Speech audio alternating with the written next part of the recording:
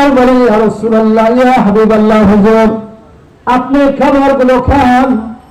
আমার নবীজি বলেন, না না না না, আমি দুইটা সন্তানকে না নিয়ে খাবার খাবো না। জামাল রাদিয়াল্লাহু তাআলা চোখের পানি ফেলে ফেলে কান্দে, ইয়া রাসূলুল্লাহ, ইয়া হাবিবাল্লাহ, হুজুর আমার দুইটা সন্তান কি করে আপনার সঙ্গে খাবার খাবে গো নবী?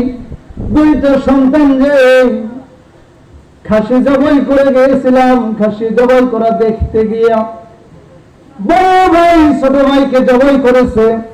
বড় ভাই পালাইতে গিয়া পাথরের সঙ্গে আঘাত লেগে বড় ভাই দুনিয়ার দুঃখে বিদায় নিয়ে চলে গেছে গো নবী।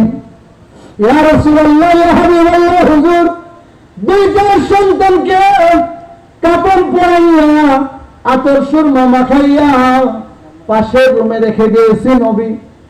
আজকে যদি আপনি এই খাবারগুলো না খান, কিয়ামতের দিন মুসিবতের সময় আমি আল্লাহর দরবারে কি বলে জবাব দেব নবী? আমার নবীকে ডাক দিয়ে বলেন, ইয়া রাসূলুল্লাহ, ইয়া হাবিবাল্লাহ, হুজুর আপনি যদি এই খাবারগুলো না খান তাহলে আমি জবাব দিতে পারবো না। নবী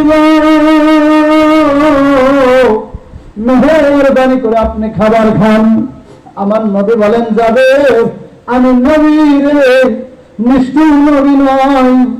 আমার জন্য আল্লাহ তাআলা আয়াত নাযিল করেছেন, ওয়া মা আরসালনাকা ইল্লা রাহমাতাল লিল আলামিন। আল্লাহু আকবার। আমার আল্লাহ তাআলা বলেন, আমার নবী হলেন তামাম জগতের জন্য, শুধু মানুষের জন্য নয়, যতগুলো মাখলুকাত, চন্দ্রের জন্য, সূর্যের জন্য, গাছের জন্য, মাছের জন্য, বৃক্ষের জন্য, মানুষের জন্য, যতগুলো সৃষ্টি জগৎ রয়েছে সকলের জন্য আমার নবীর রহমত। ও যাবে, তুমি চিন্তা করো না, একটা গ্লাস পানি তুমি আমার সামনে নিয়ে আসো।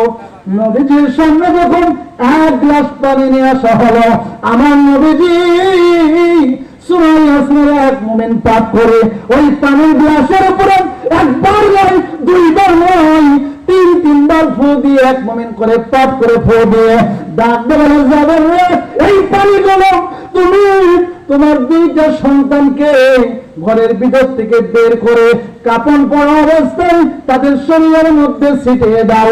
আমার আল্লাহ রাব্বুল আলামিন কোরআনের কারিমে